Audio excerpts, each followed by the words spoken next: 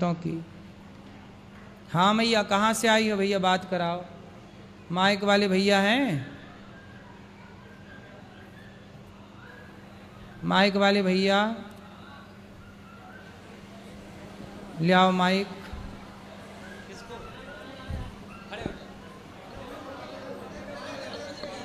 पहले माँ को कहा है। मैया।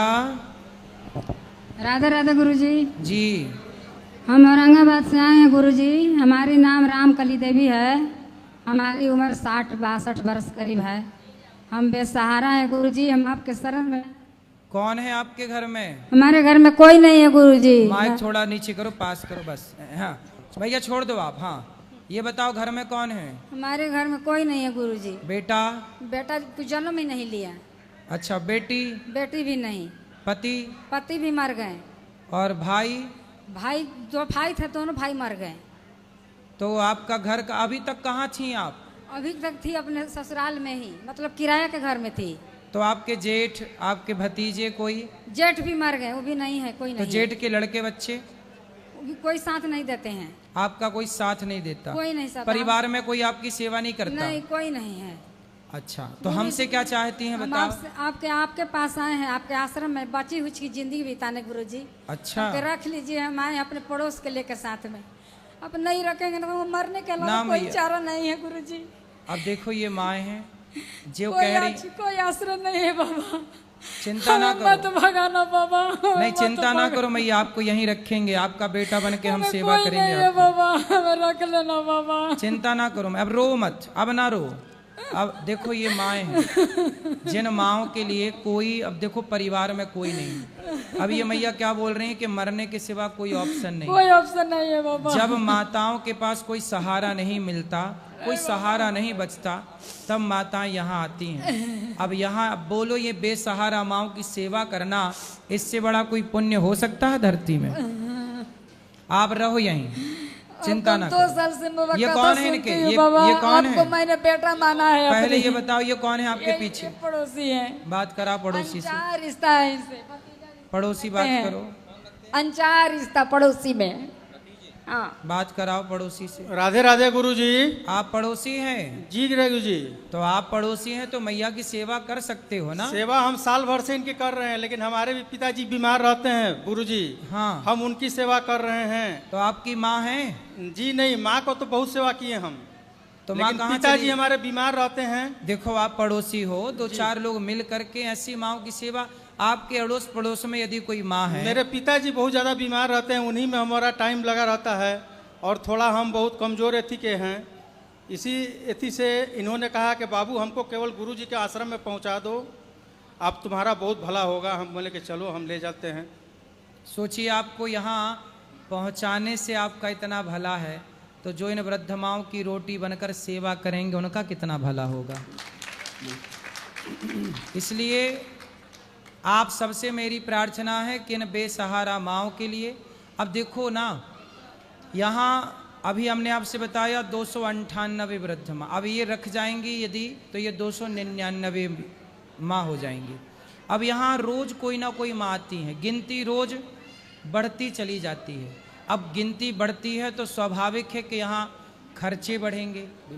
तो अब वो सब जब आप सब सहयोग करेंगे, एक एक माँ को भी यदि आप सब गोद ले लें तो बहुत सपोर्ट हो जाएगा, बहुत सेवा हो जाएगी। तो आप सब इन माँओं के बेटा ज़रूर बने, इन माँओं के लिए अपने इन हाथों को आगे ज़रूर बढ़ाएं, सबसे मेरी प्रार्थना। ठीक है मैया, बेटा इनको रखवा दो। आप बैठो मैया भी।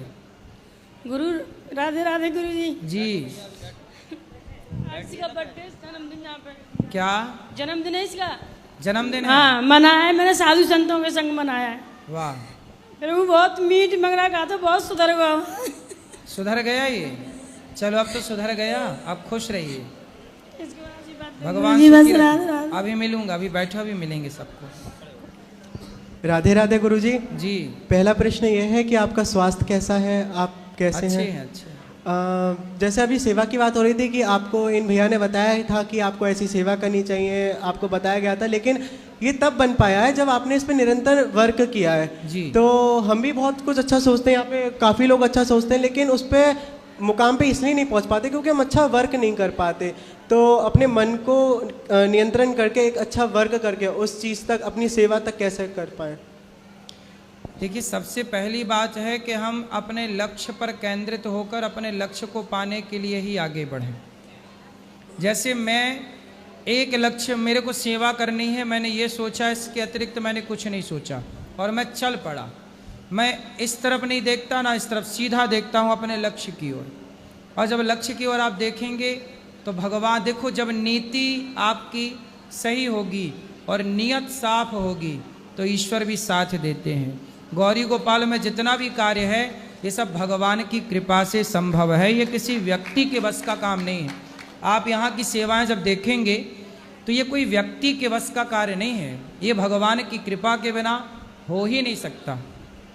गुरुजी, एक प्रश्न और है, पर्सनल है थोड़ा सा, कि वैसे हम परमात्मा के अंश हैं, लेकिन शारीरिक संबंध भी जैसे पेरेंट्स से है या भाई से है या बहन से, किसी से भी है, तो फिर जब उन्हें कोई विपदा आती है या फिर उनके कोई शरीर पर संकट आता है या उन्हें हॉस्पिटलाइजेशन की देनी पड़ती है तो फिर हमें बहुत कष्ट होता है। हमारा मन करता है कि जल्दी से ठीक हो जाए, हम बहुत परेशान हो जाते हैं कि सामने वाला तो ये तो होना भी चाहिए, सही तो है, क्या पर इसमें क्या कर सकते हैं, बहुत परेशान हो जाते हैं। मन सही हो वो, बिल्कुल। परिवार में कोई बीमार पड़ जाए तो पूरा परिवार चिंतित हो जाता है, तो स्वाभाविक है ये। दादी की इस टाइम बहुत तबीयत खराब, सही है, ये होना भी चाहिए।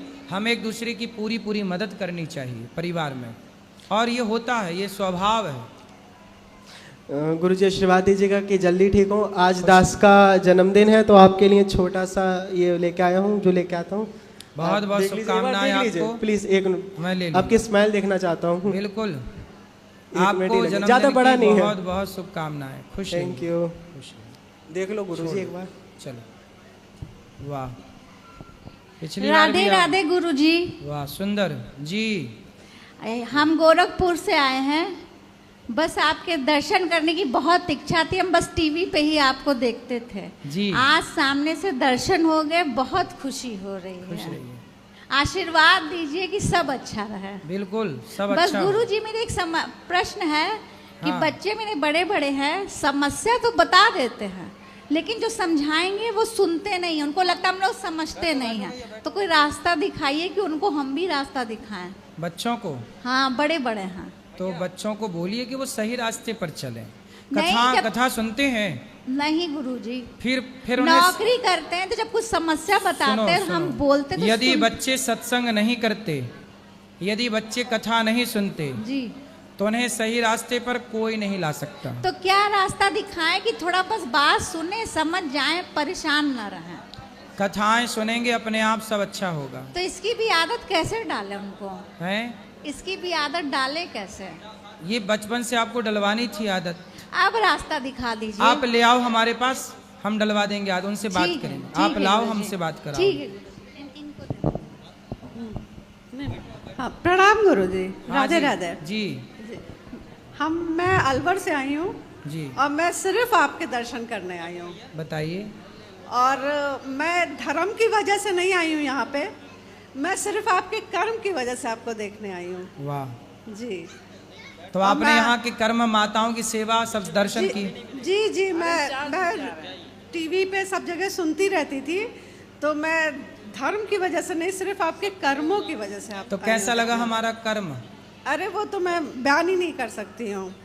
मेरी बहुत इच्छा थी और आज वृंदावन आके मुझे आपके दर्शन लाभ हुआ। गौरी गोपाल में क्या अच्छा लगा आपको?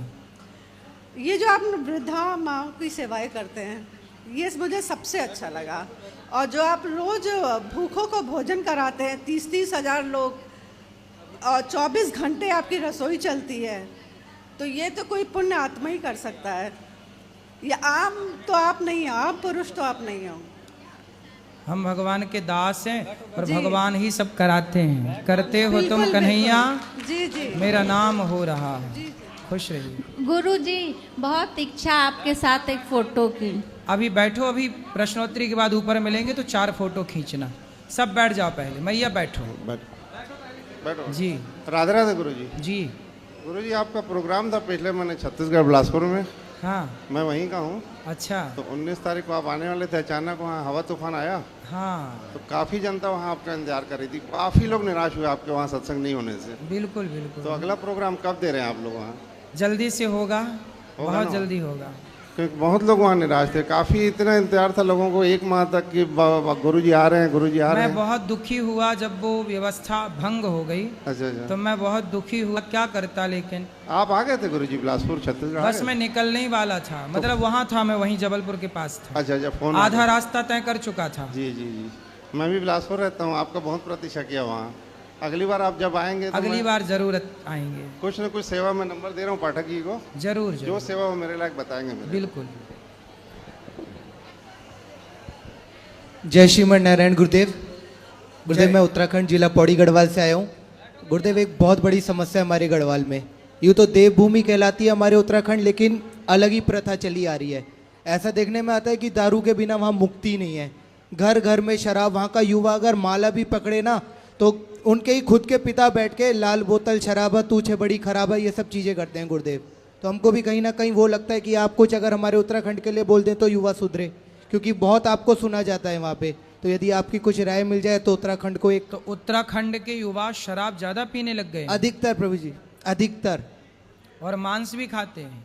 वहाँ तो घर घर में बलि के नाम पे ये बस सबसे ज़्यादा जो हो रहा है ना, कि भगवान भी खाते थे। भोलेनाथ का यहाँ पे उदाहरण दिया जाता है कि भोलेनाथ बद्रीनाथ हमारे यहाँ पे हैं, हर चीज़ बाबा हमारे हैं। बोले राक्षसों की टोली थी और राक्षस क्या खाते थे? नहीं नहीं, तो वो तो राक्षसों का नाश करते थे ना। जी, राक्षस खाते थे, भोलेनाथ थोड़े खाते थे। लेकिन अलग ही बुद्धि हो रही है ना। वहाँ का युवा भी ये लगा लीजिए, यदि वहाँ किसी की मृत्यु भी होगी ना तो 4 लोग उठाने तब आएंगे, पहले शराब चाहिए। अच्छा। हम गढ़वाल में सबसे बुरा ये चीज़ हो रहा है कि पहले लदौड़ में भाई साहब शराब जाएगी, उसके बाद अर्थी उठेगी यहाँ से, वरना पड़े रहने दो, कोई उठाने वाला भी नहीं है। और पूरी पूरी बोतल की डिमांड होती है। अगर आप उधर कुछ बोले तो हमारा गढ़वाल सुधरे।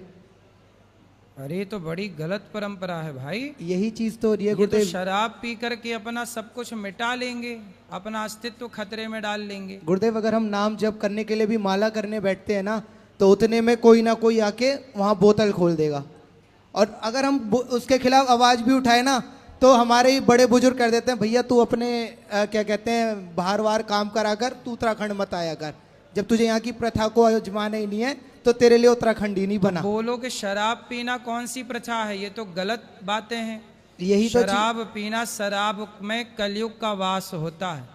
जो शराब पीता है उसका जल्दी से पतन हो जाता है। गुरुदेव शराब अच्छी होती तो सब पीते, बुरी है इसलिए तो मना करते हैं। गुरुदेव अगर बोलते हैं तो ये चीज आ जाती है कि भाई बालको बालक की तरह रहो, 2 घूंट मारो और सो जाओ। कौन? हमारे बूढ़े लोग बोलते हैं। जी जी जी। तो बूढ़े भी पीते हैं। तो यहाँ पे मैं आपको बताता रहा हूँ, एक तरफ से 15 या 16 साल का भी बच्चा होगा ना, उसको एक तरफ से स्कूल जाना चाहिए। वो स्कूल नहीं जाएगा, वो घड़ी देखेगा, अरे भाई साहब 10 बज गए, चलो ठेके की तरफ, हो गया जुगाड़। वो 10 बजे का जुगाड़ करेगा कि मेरे को दुकान पे भागना है। तो पैसे कहाँ से आते हैं फिर ऐसे? वो करते हैं अपने माता पिता खुद देते हैं कि तो जाओ भाई पियो। कंपटीशन चलता है बाप और बेटे में, कौन पहले बोतल खत्म कर ले। अच्छा, ये हो रहा है हमारे उत्तराखंड में। लेकिन हाँ, आपको बहुत मानते हैं। तो माताएं भी पीती हैं? नहीं, माताएं नहीं पीती हैं, लेकिन हाँ वो सहयोग जरूर करती हैं बर्फ लाने में। बर्फ माताएं लाके डालती हैं? बिल्कुल गुरुदेव, इतना बुरा हमारा हाल हो रखा है। देखो मेरे को तो किसी बात का डर नहीं है। मैं तो उत्तराखंड में पूरे वैसी बदनाम हूँ कि मैं नहीं पीता हूँ। मैं इसलिए बदनाम हूँ कि मैं नहीं पीता हूँ और मैं माला जप करता हूँ। मैं तो इसलिए बदनाम हूँ। तो मेरे ये अगर यहाँ से लाइव चली भी जाए तो मैं तो आराम से खुश हूँ। सभी लोग तो नहीं पीते होंगे, कुछ कुछ ना पीते होंगे। मैं आपको बता तो रहा हूँ, वहाँ के जो चमोली डिस्ट्रिक्ट में बद्रीनाथ मंदिर है, वहाँ के जो मेन, बोलना नहीं चाहिए, पुजारी भी है ना, पहले घुट्टी लगाएंगे फिर तिलक लगाएंगे, ये चीज़ है। नहीं ऐसा तो नहीं है गुरुदेव, कुछ है हमारे सामने की बात है गुरुदेव। अगर आप कुछ बोलना चाहें हमारे गढ़वाल के लिए। बद्रीनाथ में? जी जी, बाहरी जहाँ पे वो है, जहाँ पे मतलब आपका सेवाएं होती हैं और आगे पंडाल वगैरह है, वहाँ पे भी ना आप अगर जाओगे भी खुद मुंह से पता चल जाएगा स्मेल से कि हाँ आज इंसान ने घुट्टी लगा रखी है, फिर वो तिलक लगा रहे हैं सबके। गुरुदेव यदि आप कुछ 2 शब्द बोल दें उत्तराखंड के लिए तो। बस यही प्रार्थना करेंगे कि शराब ना पियो। शराब में कलयुग का वास होता है। जी। द्यूतम पानम स्त्रियः सूना यत्रा धर्मश्च चतुर्विधा। धन्यवाद गुरुदेव। जुआ, शराब, मांस, ये सब मनुष्य के सबसे बड़े दुश्मन हैं, बुद्धि भ्रष्ट कर देते हैं और ये सारी बुरी आदतों से हमें बचना चाहिए। राधे राधे गुरुजी। बोलो। राधे राधे गुरुजी। जी। आपके श्री चरणों में दासी का कोटि कोटि प्रणाम स्वीकार कीजिए। जी। मैं आपसे मतलब पिछले साल गुरु दीक्षा ली थी मैंने, और आपकी कथा सुबह शाम सुनती हूँ। बोलते हुए मुझे बहुत डर लग रहा है, क्योंकि मैं माइक में पहली बार बोल रही हूँ। आप हमारे गुरुजी, हमारे भगवान हैं। आपको हम कथा में, प्रश्नोत्तरी में, हर जगह सुनते हैं। आपके बताए हुए मार्ग पर चलने की कोशिश करते हैं गुरुजी। आपने कहा था मैंने लड्डू गोपाल जी लिए और उनकी सेवा जैसे बन पड़ती है करती हूँ। पिछली बार जब हम आए थे तो आपसे बात नहीं हो पाई, और आज भी हम सबसे पहले आके बैठे आपसे बात करने के लिए। और गुरुजी, आप जो सेवाएं करते हैं वो सच में कुछ कहा नहीं जा सकता, मैं नहीं कह सकती उनके बारे में। ये भगवान की कृपा है, ये तो मैं मानती हूँ, लेकिन गुरुजी आप साक्षात भगवान हैं। आपको मैं भगवान की तरह मानती हूँ। मैंने प्रसाद पाया, प्रसाद बहुत अच्छा था। सेवाओं के बारे में मैं वर्णन नहीं कर सकती, मैं कुछ नहीं कह सकती। खुश रहिए, भगवान आपको और सुखी गुरुजी, रखें। मेरा एक प्रश्न है। एकादशी मैं करती हूँ, जब से आपसे गुरु दीक्षा ली है मैंने, तो एकादशी को तुलसी में जल देना चाहिए या नहीं? देना चाहिए, देना चाहिए। कोई कहता है कि तुलसी माँ का व्रत होता है तो जल नहीं देना चाहिए। तुलसी में जल डालने से कोई दोष नहीं है। और गुरुजी, किसी ने हमसे कहा कि खाटू श्याम जी जो हैं वो कृष्ण भगवान, मतलब जो खाटू श्याम जी कहते हैं तो कृष्ण भगवान उनकी सुनते हैं, तो क्या भगवान से बड़े खाटू श्याम जी हैं? भगवान ने ही अपना, देखो खाटू श्याम जी बर्बरीक हैं एक। जी गुरुजी। और बर्बरीक का सिर भगवान ने काट दिया। जी। पूरी कथा सुना चुके हैं कि मैं उन्होंने सुनती हूँ, मैं महाभारत जानती। में दर्शन किया, बाद में उनका शीश उन्होंने खाटू में स्थापित कर दिया। भगवान ने अपना नाम दे दिया श्याम, स्थान दे दिया खाटू, तो नाम हो गया खाटू श्याम। तो भगवान कृष्ण ने अपना नाम देकर, अपनी शक्तियां देकर उनको स्थापित किया। जी गुरुजी। और गुरुजी, मेरे पति भी हमारे साथ आए हैं, हमारे साथ गुरु दीक्षा ली थी उन्होंने। आपकी सारी बातें तो वैसे मानते हैं, लेकिन एक बात बहुत मानते हैं, जब आप कहते हैं ना कि पति पत्नी में झगड़ा नहीं होता है तब जब एक चुप रह जाए। मैं कुछ भी बोलती हूँ तो वो जवाब ही नहीं देते हैं, कुछ भी बोलती हूँ तो जवाब ही नहीं देते हैं। अच्छा, समझदार चुप रह जाते हैं। तो आप ना बोला करो ज्यादा। जी, मेरे पति से एक बार राधे राधे बोल दीजिए। कराओ बात। राधे राधे गुरुजी। जी जी। तुम्हारे चरणों में कोटि कोटि प्रणाम। खुश रहिए, सुखी रहिए। ठीक गुरुजी। चलो यहाँ लाओ, मैया को बात कराओ।